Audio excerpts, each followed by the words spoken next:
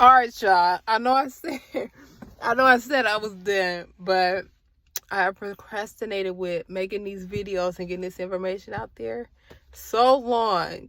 And now I'm just happy to be talking about it.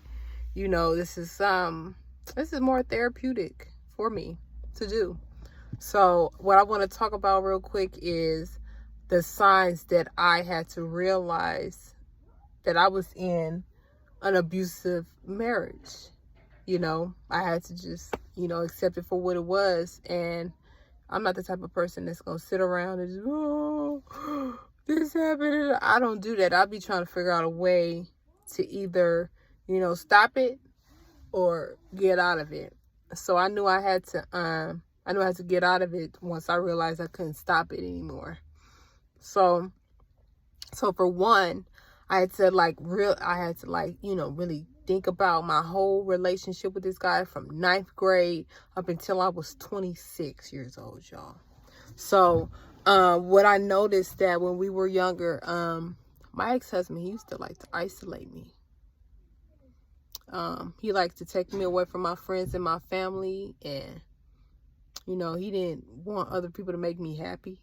Like one time he saw, I hadn't seen my cousin in a long time. And then when I seen her, I just jumped on her. I just gave her a big old hug, and we was like happy, and we was just laughing and woozy or whatever. And he got jealous. I'm like, this is a girl cousin too, so he wasn't feeling that.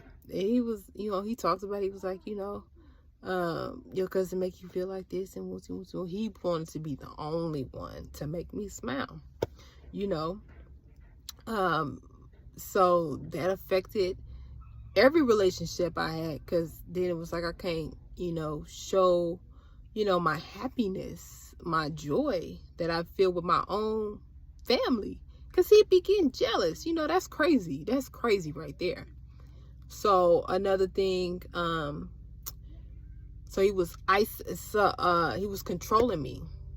So he started controlling me. Like I couldn't, I would have to have permission to do certain things. Like even when I was in high school, he, I would have to check in with him. Like, this ain't my husband, this is my boyfriend. He wanted to know. He was around all the time. Like, he would come to my house. Like, when I didn't want him around, he was thinking that I had another boo. All kind of stuff. Like, I just felt really trapped, just controlled. Like, everything had to have his stamp of approval on it. I couldn't have, guy friends or anything like that.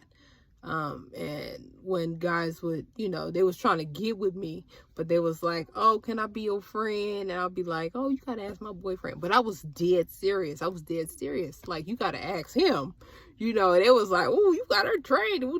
So, the guys, they was respecting him for that. But it was really control. They thought this was some old, she just, you got her trained. That's what they used to say. You got her trained. You know what I'm saying? But yeah, I was trained, but it was really controlling. I did not have freedom.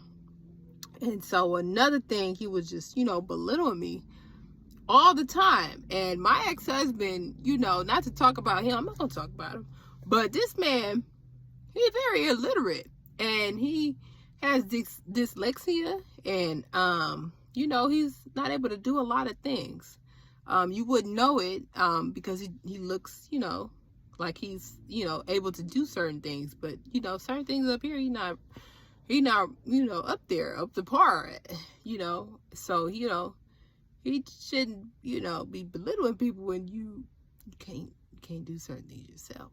But he would belittle me. He would, say things in front of our children. He would say things, in front of people, and, it just wasn't cool. But he would belittle me and be demeaning, especially behind closed doors. Like, he would really get on me behind closed doors.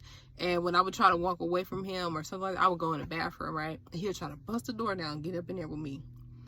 Like, we are like this close to fighting, and I'm trying to walk away from the fight.